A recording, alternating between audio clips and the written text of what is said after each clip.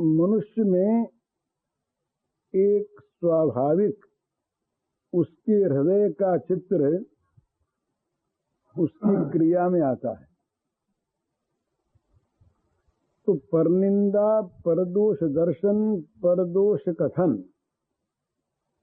ये इतना बड़ा एक दोष है कि इसमें यदि मनुष्य का अभ्यास हो जाता है और ये वस्तुएं अगर प्रिय मालूम होने लगती हैं तो दुनिया में दोष गुण तो रहते ही हैं। संसार बना ही है दोष गुणों को लेकर, पर उसको फिर दोष ही दोष दिखते हैं, गुण कहीं दिखता ही नहीं।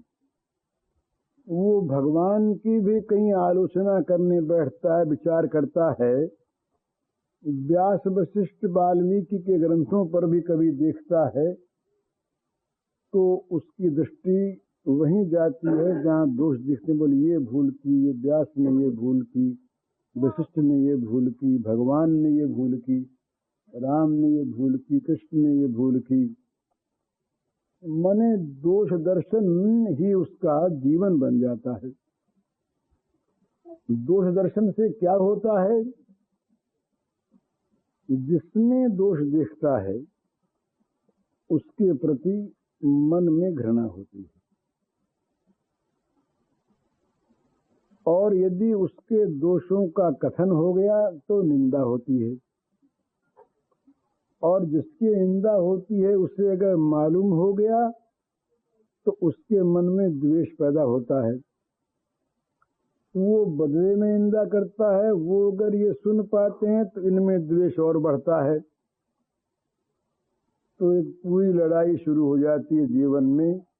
और वो ये ऐसी चीज है कि मरने पर मिटती नहीं है, कि मरने के बाद भी साथ जाती है। भगवान ने ये कितनी सुंदर बात कही कि भाई किसी प्राणी में कभी द्वेष रखो मत। अद्वेष्टा सर्वभूतानाम मैत्र करुण एवच निर्मम निरहंकार। किसी प्राणी में कभी द्वेष मत रखो। अगर द्वेष लेके मरोगे तो परंपरागत द्वेष रहेगा तुम्हारे हृदय में, जलाता रहेगा हमेशा। तो सबके मित्र बनो, दुखियों पर दया करो, पर वहां भी ममता न कर बैठो। ममता को लेकर मरोगे तो बंधन फिर होगा। तो इसलिए दोष गुण दोनों के चिंतन से शास्त्रों ने रोका है। पर दोष का चिंतन तो नए नए इतने दोष पैदा करता है, बैर हो जाता है, कलह होती है, लड़ाई होती है, हिंसा होती है, प्रतिहिंसा होती है, और दोष की आंखें बन जाने पर, गुण होने पर भी नहीं दिखते। मन में रुचि पैदा हो जाती है दोष सुनने और जानने पर।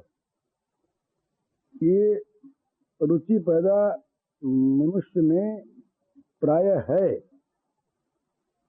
कहीं लड़ाई की बात सुनिए, बड़ी प्रिय मालूम होगी। दो आदमी झगड़ते होंगे तो उनमें मन लगेगा।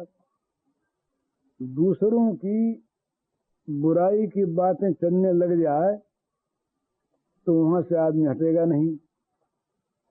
एक रस आता है। क्यों रस आता है? ये रस आता है रुचि को लेकर। रुचि अगर नहीं होती मनुष्य की तो उस वस्तु में रस नहीं आता। रस आने का कारण है आंतरिक रुचि। जिसकी भगवान में रुचि है उसको भगवत कथा में, भगवत चर्चा में रस आता है, और जिसकी रुचि नहीं है उसके सामने चाहे कितनी अच्छी कथा हो, या तो नींद आवेगी या मन और कहीं रहेगा। सुनकर भी सुनेगा नहीं, वो मन वहां रहेगा नहीं, मन उड़ा रहेगा और कहीं। और रुचि जहां होगी वहां अपने आप मन लगेगा।